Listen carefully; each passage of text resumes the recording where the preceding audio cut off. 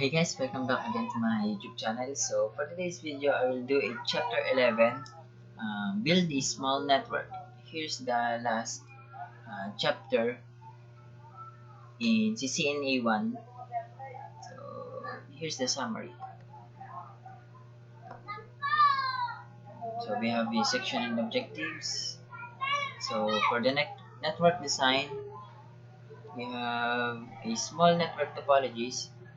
The majority of business are small and typically require small network consisting of single router with one or more switches. So for the internet connection, the router will normally have a single one connection using DSL cable here.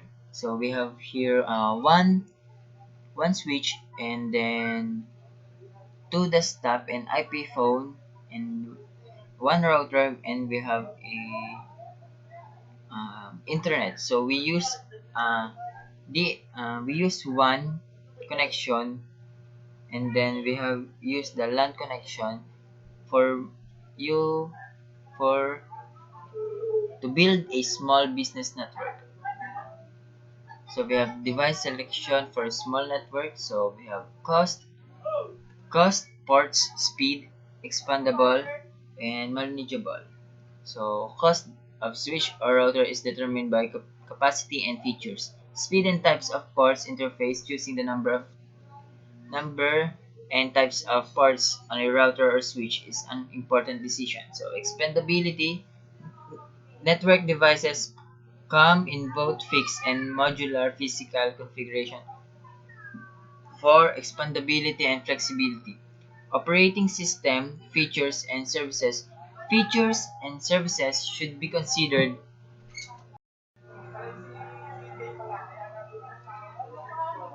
So considered including security, QoS, VoIP layers, layer 3, switching, NAT, and DHCP.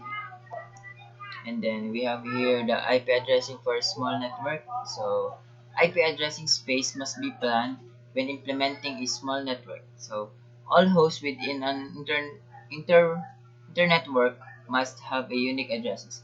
So as you can see, we have here IPv for address planning and assignment. We have West Office and East Office. So different types of devices will factor into the IP design, including and devices for user, server, and peripherals, hosts that are accessible from the internet, intermediary devices, planning and documenting the IP address scheme. Help for administrator track device types. So we have redundancy in a small network. So we have types of redundancy in figure: redundant server, redundant link, redundant switch, redundant router. So as you can see, we have here that redundant. So as you can see in the figure, we have here the redundant server, we have redundant switch and router.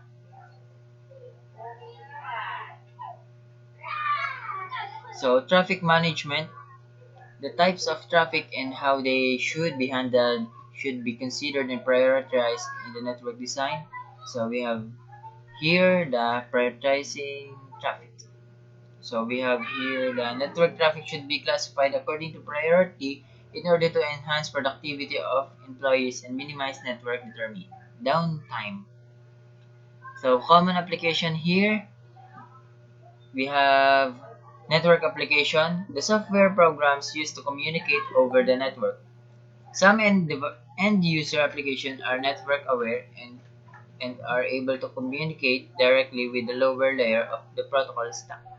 So example include emails and client web server, browser, so it can, and then application layer services, other programs need the assistance of application layer services used to network resources such as file transfer or networking, print, spooling.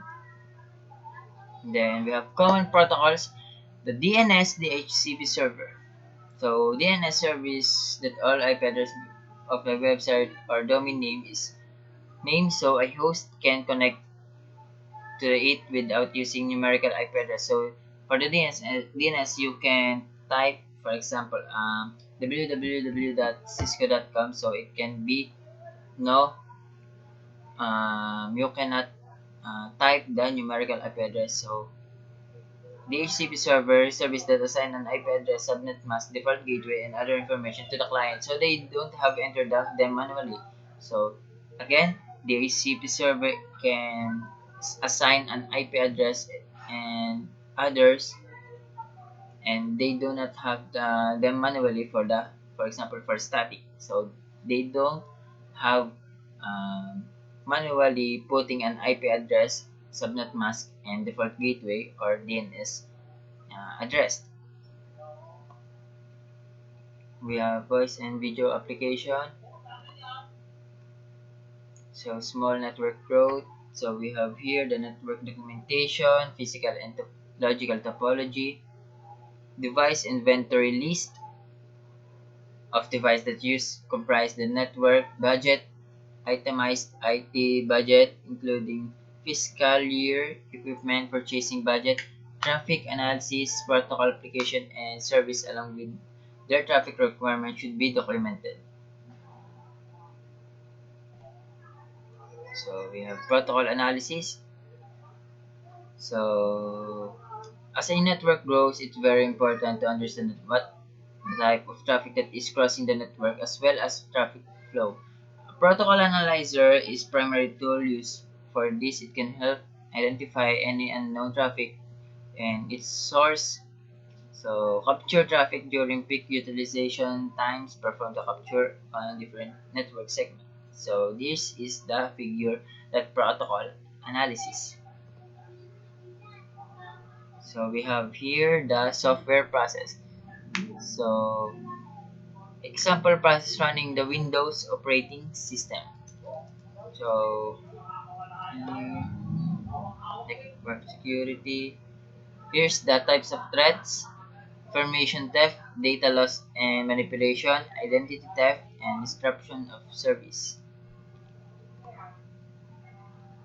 So we have here the information theft. Thief Information thief occurs when someone breaks into computer and purposes stealing confidential information. So for the keyword, we will use the stealing. So information thief, it can steal confidential information, and data loss and manipulation. This is the breaking into computer to destroy the altered data records. So the attackers can destroy your alter data records. So it can a virus that reformats a person's hard drive.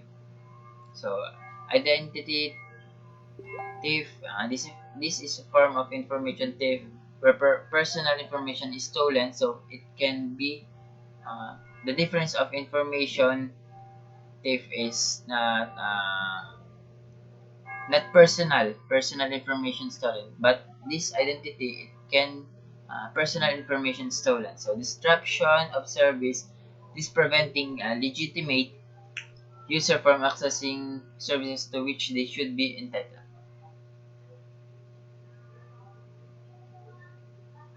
You have physical security. There are four classes of physical threats: hardware threats, environmental threats, electrical threats, maintenance threats. So physical damage to server, routers, switches, cabling plant, and workstation. For environmental, temperature extreme, hot or cold. So electrical threats, voltage spikes, and insufficient supply voltage. So maintenance stress is poor handling of key electrical components.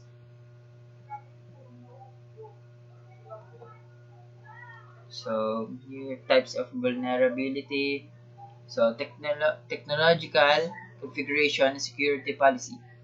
So weaknesses with insecure protocols, operating system, and network equipment weaknesses. So configuration, unsecured user accounts, system accounts with easily guessable password. So security policy, lack of written security policy, and inadequate monitoring and auditing of network and resources.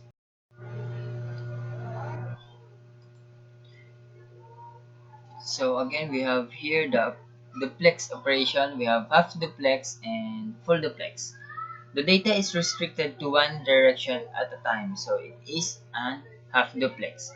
So full duplex, the data can go both directions at the same time. It is the full duplex.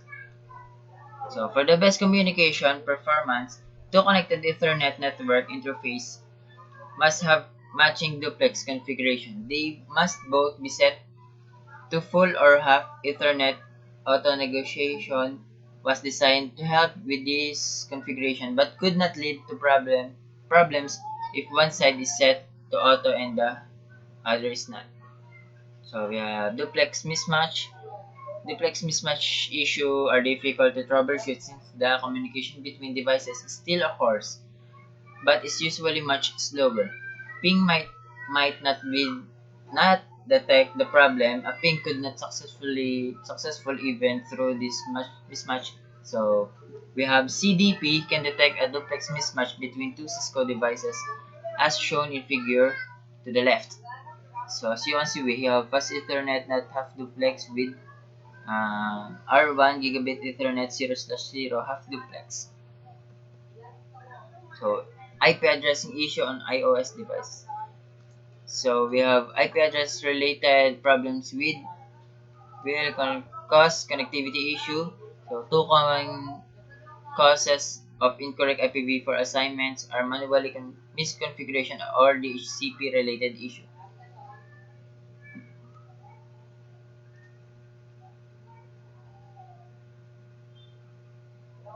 So we have default gateway issue. Without a valid default gateway address, a host will not able to communicate the device outside of its local network. So if the default gateway